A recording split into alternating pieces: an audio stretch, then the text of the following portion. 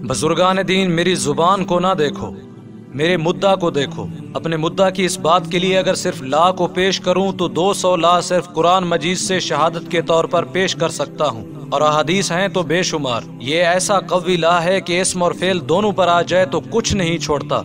7 سمندروں میں پانی آ جائے، طغیانی اور طوفان برپا ہوں تو اتنی تخریب نہ ہوگی، شاید کچھ بچ جائے گا، جیسا کہ طوفان نوح علیہ السلام سے جودی کے پہاڑ کی چوٹی بچ گئی تھی۔ مگر لا جب آ جائے تو پھر کسی چیز کے بچنے کی امید نہ کریں۔ وَلَٰكِن رسول اللہ وخاتم النبیین، حضرت مولانا محمد قاسم نانوتوی رحمۃ اللہ علیہ فرمایا کرتے تھے، اگر یہ ثابت کیا جائے کہ مریخ اور دیگر سیاروں میں آبادی ہے تو وہاں نبیوں کا آخری نبی خاتم الانبیاء حضرت محمد مصطفیٰ صلی اللہ علیہ وسلم ہی ہوں گے۔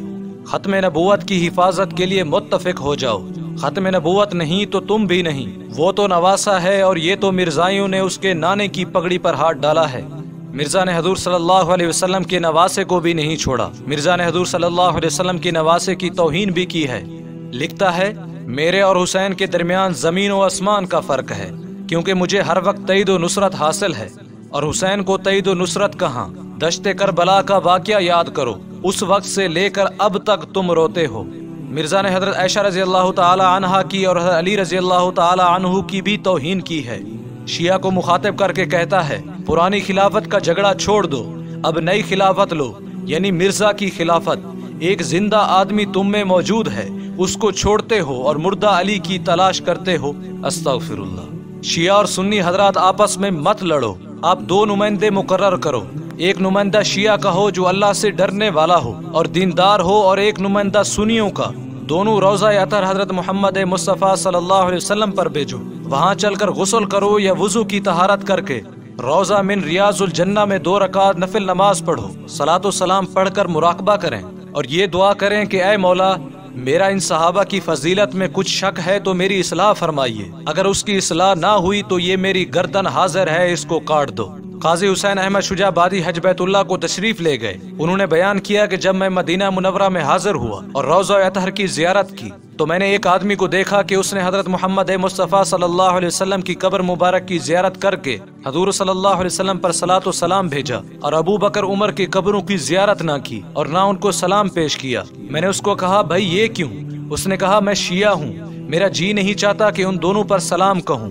میں نے اس سے پیار سے کہا، ارے بھائی، خدا کے لیے ذرا وضو کر کے آنا اور یہاں بیٹھ کر تھوڑی دیر کے لیے مراقبہ کرنا۔ چنانچہ اس نے میری بات مان لی۔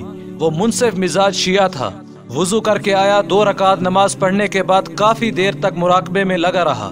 یکایک اس نے با آواز بلند نعرہ لگایا، حاضرین متعجب ہوئے، اس کی آنکھوں سے آنسو بہہ رہے تھے۔ میں نے دریافت کیا تو اس نے کہا، خدا کی قسم، نبی اکرم صلی اللہ علیہ وسلم ابو بکر و عمر کے درمیان میرے پاس آ کر کہنے لگے، تو میرے ان محبوب ساتھیوں کے بارے میں بد ظنی اور برے خیالات کیوں رکھتا ہے؟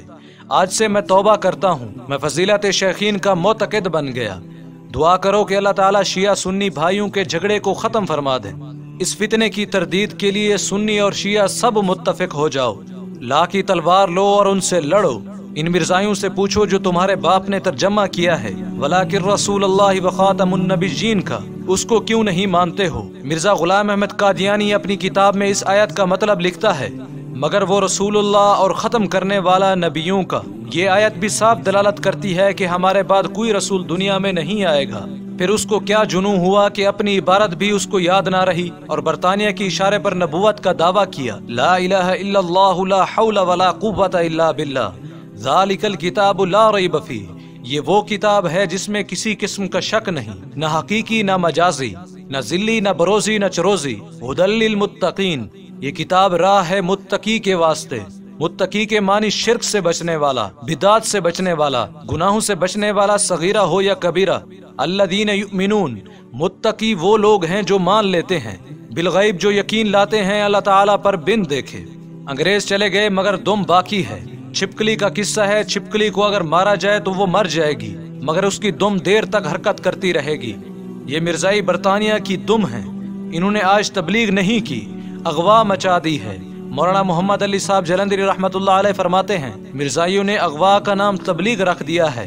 آخر میں ایک بار پھر کہتا ہوں، لا کی تلوار لو اور میدان میں نکلو، لمبے قصے چھوڑ دو، 2 حرفی گل مکانی۔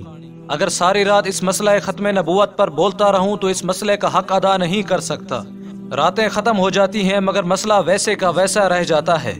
شب وصال بہت کم ہے، آسمان سے کہو کہ جوڑ دے کوئی ٹکڑا شب جدائی کا۔ وما علینا الا البلاغ المبین۔ السلام علیکم ورحمۃ اللہ وبرکاتہ۔ اللہ اللہ اللہ اللہ اللہ اللہ اللہ اللہ اللہ اللہ اللہ اللہ اللہ اللہ اللہ اللہ